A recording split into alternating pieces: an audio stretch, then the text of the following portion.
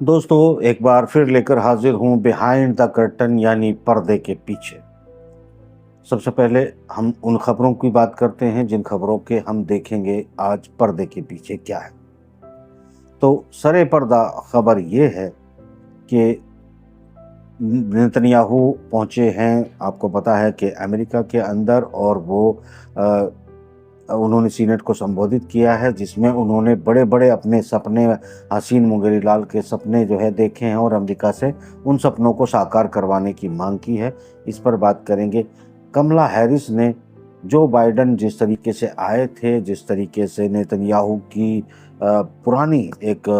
Senate संबोधन को छोड़कर जिस तरह वो चले गए थे और एक तासुर देने की कोशिश की थी कि भैया हम तो जो है इतने इजराइल के समर्थक नहीं हैं, उसी तरह की गुगली फेंकी है कमला हैरिस ने। उसने भी नेतन्याहू की मीटिंग को अटेंड नहीं किया है। पर्दे के पीछे क्या है, थोड़ा सा कनेक्ट करेंगे। दोस्तों, यहाँ एक तरफ ये मामला चल रहा है कि नेतन्याहू पहुंचे हैं अमेरिका, दूसरी तरफ जो बाइडन ने अपने राष्ट्र के संबोधन में ये कोशिश की है बताने की कि मैं अपनी जब तक मेरा टर्म है तब तक ये कोशिश करूंगा कि गाजा वार को ख़त्म करवाया जाए, जो कि मैं कर रहा हूं, जो कि एक फ़कत झूठ है। और बाइडन ने कोई कोशिश नहीं की है, बल्कि उसको भड़काने में पूरी अपनी ज़ोर शोर से मदद की है। हर तरह से पैसे भी, हथियार भी, सब कुछ दिया जा रहा है। नेतन्याहू के साथ खड़ा है जो बाइडन, और जबकि जो बाइडन के अपने हैंडलर भी जो हैं वो भी नेतन्याहू के साथ खड़े हैं, इसलिए जो बाइडन भी खड़ा है। कमला हैरिस को कनेक्ट करेंगे इस बात से, मगर इससे पहले ये समझने की कोशिश करते हैं कि जबकि दुनिया भर में नेतन्याहू का विरोध बढ़ रहा है, नेतन्याहू का विरोध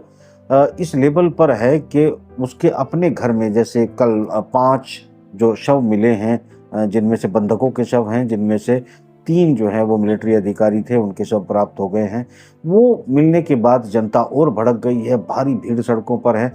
आज एक डेलीगेशन जो है वो इजरायली जाने वाला था पीस समझौते के लिए, यानी बंधक के आदान प्रदान के लिए जो समझौते की बात चल रही है उसमें आगे बढ़ाने के लिए। वहाँ की जनता को ये डाउट हुआ कि शायद वो आज जाने वाले नहीं हैं, तो सड़कों पर निकल आए और भारी भीड़ में निकल आए, यानी कि नेतन्याहू का उसके अपने देश में भारी विरोध हो रहा है। मगर नेतन्याहू के साथ अमेरिका की सरकार खड़ी है, ये इससे पहली और इससे आने वाली खड़ी रहेगी कि नहीं खड़ी रहेगी, उस पर बात करते हैं। यहाँ नेतन्याहू जहाँ ठहरा था वहाँ का घिराव पिछले एपिसोड में हमने बताया था किस तरीके से किया गया। सीनेट में से भी बहुत से लोगों ने जो है वो इसके भाषण को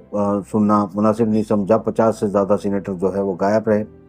यहाँ इसके अलावा मतलब दोनों सदन का अगर मिला लें तो आधे के करीब जो है पहुंचे और आधे नहीं पहुंचे।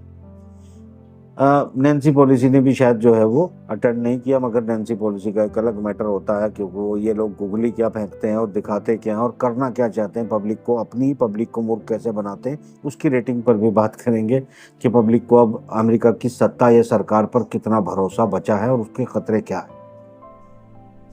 नेतन्याहू के जो सहयोगी, उसकी जो टीम, जो डेलीगेशन गया हुआ था, ये वाटर गेट पे जो होटल है वाशिंगटन डीसी में, वहाँ जिन टेबलों पे उन्हें खाना खाना था, लोगों ने वहाँ पर कीड़े मकोड़े और गंदगी जो है वो फेंक दी है। मतलब इतनी नफरत जो है वो इजरायलियों से या इजरायली नेतन्याहू की टीम से लोगों को है कि आप देख सकते हैं कि किस तरीके से कीड़े मकोड़े और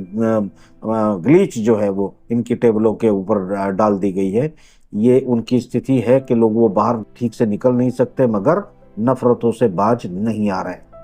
माफ करना कि जो लोग आपको सड़कों पर विरोध करते हुए दिखाई दे रहे हैं, जो स्थिति बनी हुई है, ये तब है कि नेतन्याहू उसके बावजूद इतना कॉन्फिडेंट है कि वो ये कह रहा है कि अपने जो पार्लियामेंट में उसने भाषण दिया है उसमें नेतन्याहू के कहने का मकसद ये है कि भाई आप लोग, माफ करना, आप लोग जो है अमेरिका को हमारी मदद करनी चाहिए, जिस तरह पहली सरकारें हमारे साथ खड़ी रही हैं और ये भी खड़ी रहेगी। हमें अमेरिका को, इजराइल को मिल के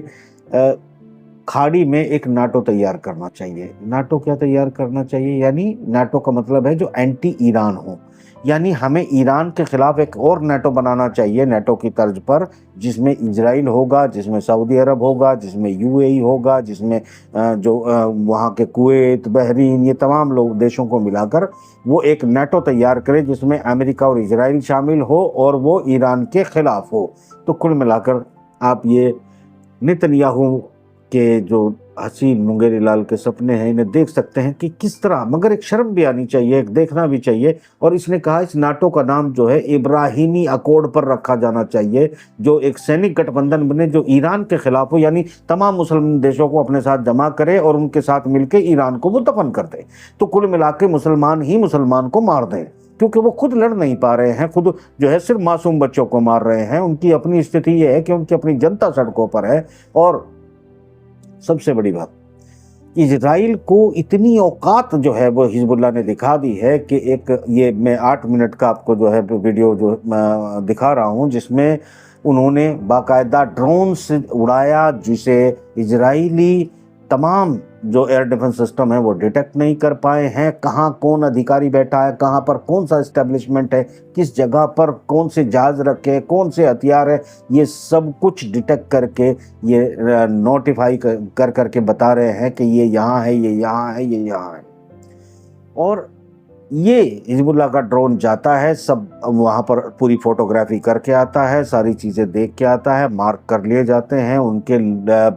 लॉन्गिट्यूड एटीट्यूड जो है चेक कर कर निशाने पर रख लिए जाते हैं। उसके बावजूद और क्या किया, वीडियो में क्या रिलीज़ किया गया वो अलग बात है, निशाने कहाँ रखे गए होंगे वो एक अलग बात है। यानी इजराइल की अपनी इतनी औकात नहीं बची है कि अमेरिका, ब्रिटेन, फ्रांस जैसे उसके सहयोगी होने के बावजूद वो हिजबुल्लाह के ड्रोन को नहीं रोक पा रहा। वो उनकी सरेआम रेकी करके बता रहे हैं और जो असल रिपोर्टिंग है वो नहीं हो रही है। और वो जो उनकी जो स्थिति होने वाली है, हालांकि आज ये भी बयान जो है इजराइल के मंत्रियों की तरफ से आया है कि हम कोशिश कर रहे हैं राजदूत की तरफ से कि फुल फ्लैश हमें हिजबुल्लाह के साथ युद्ध में ना जाना पड़े। अगर फुल फ्लैश जाएंगे भी तो हिजबुल्लाह कह रहा है कि वो तैयार है, हिजबुल्लाह मना नहीं कर रहा है, तुम्हारी एक एक ईंट से ईंट जो है वो दिखा रहे हैं, वो अलग बात है। दोस्तों एक बात और भी, ये तो एक ताकत है कि इसमें यकीनी तौर पर चाइना का और रशिया का इन्वॉल्वमेंट है कि वो किस तरह इनके सिस्टम को हैक करते होंगे, किस तरह उनके इंटरनेट और इंफॉर्मेशन सिस्टम को जो है हैक करके बाकायदा एक ड्रोन को एंटर करवाते हैं। जो ड्रोन की हमला भी आप देख चुके हैं, एंटर करवाते हैं, वीडियो बनवाते हैं, टारगेट पे लेके आते हैं और वापस ड्रोन सही सलामत चला जाता है। इसमें चाइना और रशिया की मदद के बगैर जो है वो ईरान की भी मदद हो सकती है। इनकी मददों के बगैर हिजबुल्लाह डायरेक्टली इतना बड़ा कदम नहीं उठा सकता, एक बात। मगर दूसरी बात यह है कि जो हिजबुल्लाह से नहीं लड़ पा रहा है, जो हमास आज 9 महीने गुजरने को आ गए हैं, ख़त्म होने को आ गए हैं, मात्र 30,000 लड़ाके 20 किलोमीटर के टुकड़े में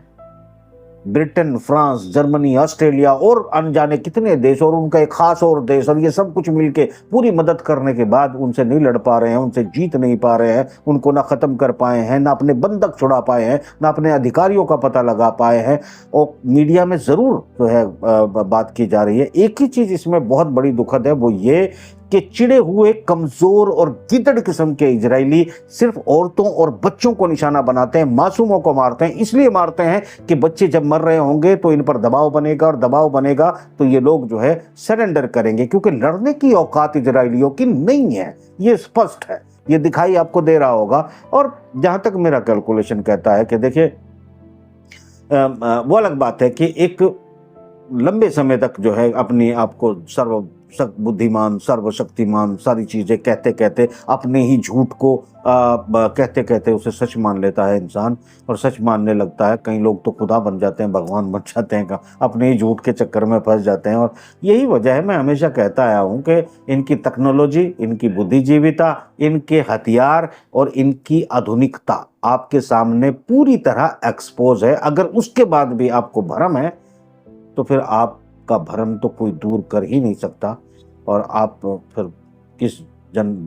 मतलब ख्वाब में जी रहे मुझे नहीं पता। मगर एक बात मैं यहाँ कह दूँ कि जो सीनेट को संबोधित करते हुए इजरायली प्रधानमंत्री नेतन्याहू ने बकवास की है, बकवास शब्द इसलिए कह रहा हूँ कि वो कह रहा है कि ईरान को ख़त्म करने के लिए हमें तुरंत एक नाटो बनाना चाहिए और वो नाटो जो है हम मिलेंगे साथ में और ईरान के खिलाफ जाकर हम युद्ध कर देंगे। तो ये एक मेरे ख्याल से एक अजीब सी बकवास है जिस पर लोग हंसे भी, मुस्कुराए भी, बातें भी की, तालियां भी बजाई, सहारा भी दिया। और उनकी मजबूरी क्या है, क्योंकि वहाँ जो इलेक्शन लड़ते हैं वहाँ फंड की ज़रूरत होती है और फंड जो है वो जो इजरायली लॉबी जो यहूदी कम्युनिटी है जिनके पास बहुत पैसा है वही लोग इनको फंड करते हैं और उस फंड की वजह से जो है ये लोग चुनाव लड़ते हैं। इसलिए वो नेतन्याहू की उल्टी सीधी बचकानी बकवास को भी सुनना उनकी मजबूरी है। यूक्रेन में तमाम सिचुएशन आप देख चुके हैं, यूक्रेन की हालात आप समझ चुके हैं कि यूक्रेन में तमाम कोशिशों के बावजूद तमाम दुनिया एक साथ मिलके भी ना यूक्रेन को बचा सकती है न रूस को हरा सकती है। और सबूत यह है कि अमेरिका की जड़ों में अलास्का के आसपास, खबर तो यह है कि अलास्का में अंदर तक घुस के चाइना के और रशियन जहाज़ों की आज जो है वो भागदौड़ वहाँ एक्सरसाइज में हुई है। और क्यूबा में 3 दिन तक ठहरेगी ये फ्लीट जो एक्सरसाइज कर रही है अलास्का के आसपास, वो क्यूबा की बंदरगाहों पे ठहरेगी, यानी अमेरिका के बिल्कुल सर पे ठहरेगी और अमेरिका कुछ नहीं कर सकता। तो यानी चाइना और रशिया मिलके उसकी हर एंगल पर औकात बता रहे हैं, मगर वो है कि मानने के लिए तैयार नहीं, चूंकि वो मीडियाबाजी में अपने आप को आज भी मान रहे हैं। और इसमें सबसे बड़ी हास्यास्पद बात यही है कि यानी तकनीकी तौर पर भी सारी चीज़ें दिखाने के बाद इजराइलियों को ये आभास है बहुत अच्छी तरह कि वो किसी भी तरीके से शायद अभियान नहीं रह सकते, क्योंकि अमेरिका के अंदर अमेरिकी सिस्टम पर जो भरोसा लोगों का उठ गया है और जो अगले चुनाव में धांधली का जिक्र करने लगे हैं, तो अमेरिका खुद गृह युद्ध की कगार की तरफ बढ़ता जा रहा है। और अगर धांधली करने की कोशिश जो कि की जाएगी 100%, क्योंकि कमला हैरिस को राष्ट्रपति बनाने की कोशिश की जाएगी। वो एक पेज था उसका जिसे वो वामपंथी घोषित किया जाता था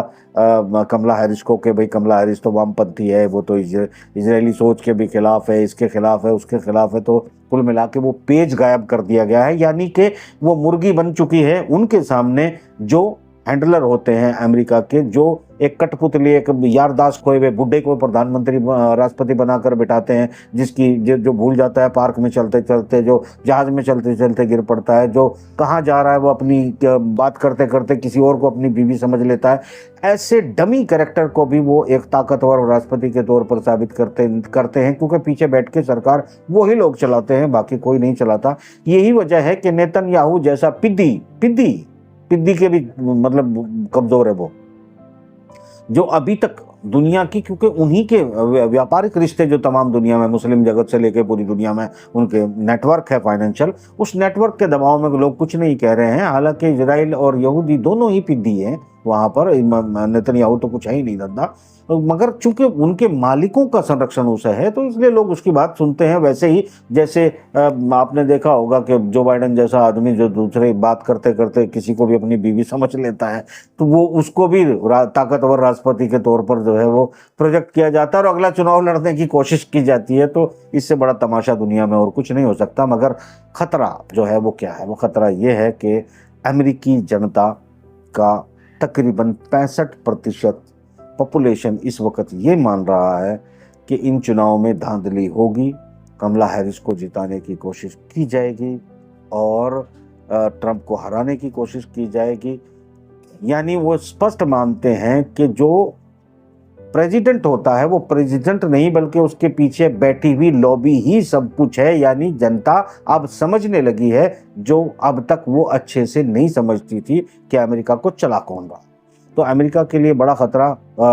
अंदरूनी होता जा रहा है। कुल मिलाकर ये है कि ये जो अब्राहम नाटो बनाने की बात की जा रही है, यानी मुस्लिम देशों को अपने साथ मिला के इजराइल और ईरान पर हमला करेगा, जबकि वो ये भूल रहा है कि हमास और गाजा में जितने गुट थे सबको एक प्लेटफॉर्म लाके चाइना ने उनके साइन करा दिए हैं। अगला उनका केयर टेकर, उनका प्रधानमंत्री जो है वो तय करा दिया है, अध्यक्ष तय करा दिया है, जिसने ईरान और सऊदी अरब को एक टेबल पर बिठा के एक करा दिया है। वो चाइना जो अमेरिका की जड़ों में अपने जहाज उड़ाते हुए अलास्का में लेके घुस रहा है, वो चाइना जो मुस्लिम जिसने अमेरिकी प्रोपेगेंडे में मुसलमानों का सबसे बड़ा विलन था, वो मुसलमानों को एक करने में सबसे बड़ा रोल कर रहा है। उसमें एक नेतन्याहू जैसा पिद्दी वो ये कोशिश कर रहा है कि अमेरिका के साथ में जो जहाज डूब चुका है, सिर्फ लोगों को यकीन होना बाकी है, उस पर जो है यकीन करके कहने की कोशिश कर रहा है कि मैं मुस्लिम देशों का एक नाटो बनाऊंगा और ईरान को हराऊंगा। तो इसकी ये सीनेट की बकवास मेरे ख्याल से इससे ज़्यादा जो है बेतुकी और निहायत ही एक हसीन सपने जैसी कोई बात के अलावा कुछ नहीं थी। अलबत्ता बहुत भारी विरोध, नेतन्याहू के पुतले जलाना, नेतन्याहू का विरोध करना, एक निहायत फ्लॉप उसकी एक यात्रा है, जिससे उल्टा इजरायली इस्टेब्लिशमेंट, इजरायली लोगों का मनोबल डाउन हुआ है और डाउन होगा। और चाइना और रशिया की प्लानिंग बहुत ही कंक्रीट है। उन्होंने एक एक जगह के फोटोग्राफ डलवा कर ये बता दिया कि अगर फुल फ्लैश हिजबुल्लाह के साथ तुम जाते हो जंग में, तो फिर तुम्हारे सिविलियन, जो कि तुम दुनिया के सिविलियन मार रहे हो, तुम सिर्फ सिविलियन मारते हो, तुम बच्चों और औरतों को ढूंढ ढूंढ कर उनके खेमों को मारते हो। अगर हिजबुल्लाह ने काम शुरू कर दिया तो तुम 3 दिन सस्टेन नहीं कर पाओगे, अमेरिका और ब्रिटेन सहित सब के सब कदमों में गिर जाओगे, क्योंकि तुम अपने लोगों को, अपने औरतें बच्चों को मरते हुए अगर देखोगे तो तुम्हारे अपने लोग तुमको पाड़ के खा जाएंगे। ये तुम्हारी कायरता और कमजोरी की हकीकत है, और शायद वो दिन मुझे आते हुए नजर आ रहे हैं। ये सिर्फ मेरा एनालिसिस है, आपको कैसा लगा वो आप देखें। सब्सक्राइब हो तो कर लें। खुदा हाफिज।